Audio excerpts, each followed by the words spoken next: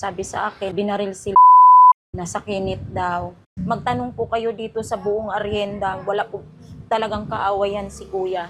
Isang 56 anyos na lalaki ang nasawi matapos barilin ng hindi pa nakikilalang mga sospek kahapon, February 16, bandang alas 10 ng umaga. Ayon sa inisyal na investigasyon, naganap ang insidente sa tapat ng Block 23 sa barangay Pinagbuhatan, kahabaan ng Eusebio Avenue. 9:30 yun. Naglaba po kasi ako, kasama ko siya doon, nagpatuka siya ng manok niya. Nakita ko siya, nilinis niya yung bike niya, pinunasan.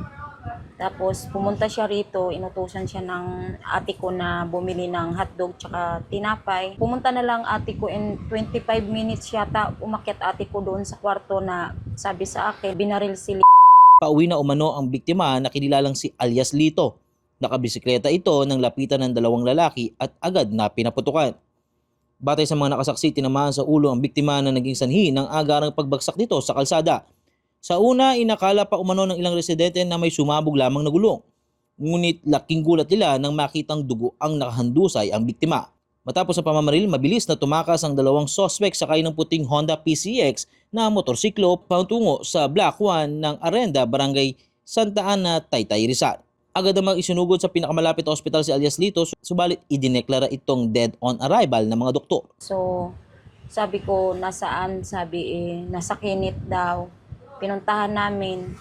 Pagpunta namin doon, wala naman na yung bangkay niya. Dinala na sa ospital. Wala naman po kaming maisip na dahilan kung bakit ginanon siya.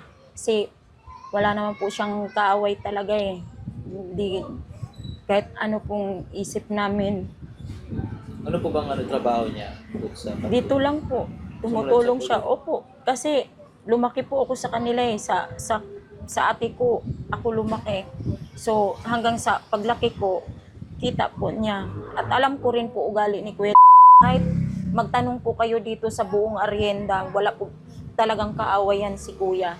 Kahit ano pong isipin namin kung anong problema, hindi po namin maiisip kasi wala po siyang kaaway.